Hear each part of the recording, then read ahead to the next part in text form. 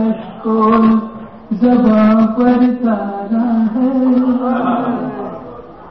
ہاتھوں میں کشکول زباں پر تالا ہے،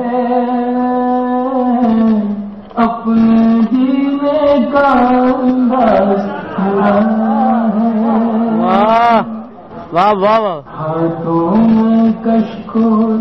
زباں پر تالا ہے، اپنے جینے کا انداز نرالا ہے،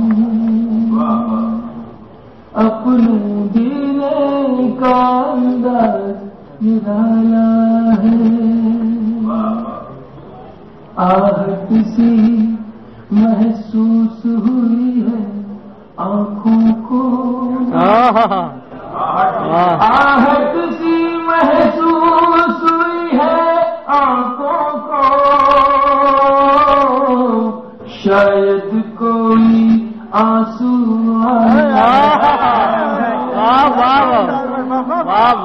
اپنے جینے کا انداز،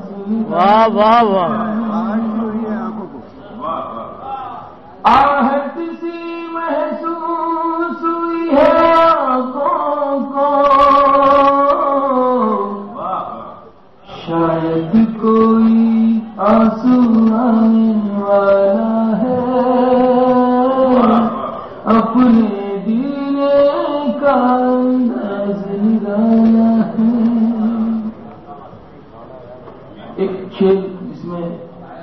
ایک پینٹنگ بنانے کی کوشش لفظوں سے، چاند کو جب سے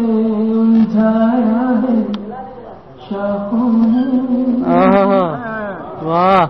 چاند کو جب سے الجھایا ہے شاخوں نے،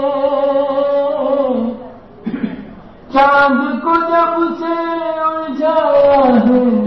شاخوں نے، پیڑ کے نیچے بے ترتیب اجالا، پیڑ کے نیچے بے ترتیب اجالا ہے، اپنے جینے کا انداز نرالا ہے، خوشبو نے دستک دی تو احساس ہوا، خوشبو نے دستک دی تو احساس ہوا، خوشبو نے دستک دی تو احساس ہوا، گھر کے در و دیوار پر کتنا واہ واہ واہ، گھر کے در و دیوار پر کتنا اپنے جینے کا انداز نرالا ہے۔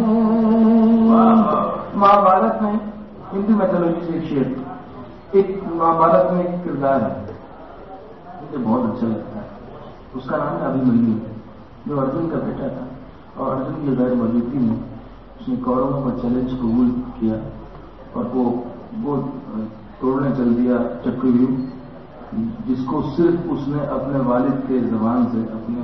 ماں کی گربھ میں جب وہ تھا تب اس نے سنا تھا کس طرح توڑتے ہیں، لیکن جب وہ واپس آنے کے لیے بتانا چاہتے تھے تو والدہ وہ نیند آ گئی اور وہ واپسی کی تدبیر نہیں جان پایا، لیکن اس چیلنج کو قبول کرتا ہے وہ شخص اور وہاں جاتا ہے۔ یہ ایک کردار ہے جو مجھے اچھا لگتا ہے، میں نے اس سے شعر بنایا ہے۔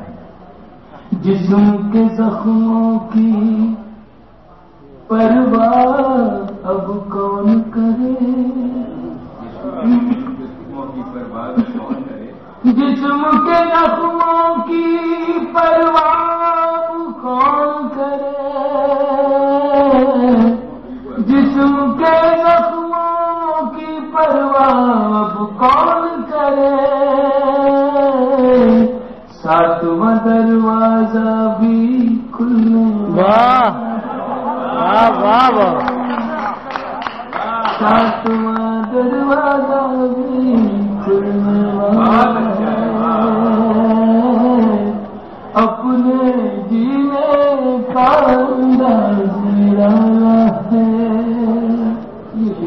سے، یہ ہمارے نوجوان بیٹھے ہیں، یہ وہ،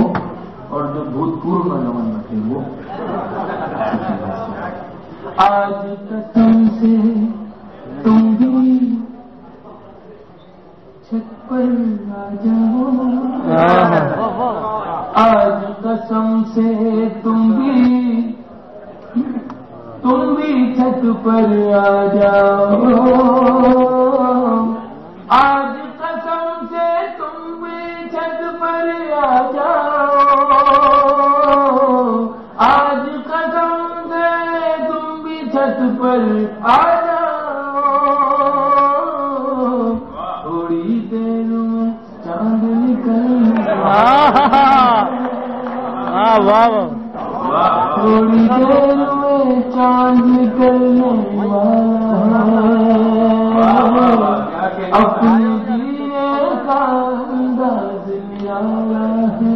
آخر میں مکہ، پھر آپ کی توجہ چاہتا ہوں سنجیدگی کے ساتھ. سانسوں کی رفتار بتاتی ہے طاہر، سانسوں کی رفتار بتاتی ہے طاہر،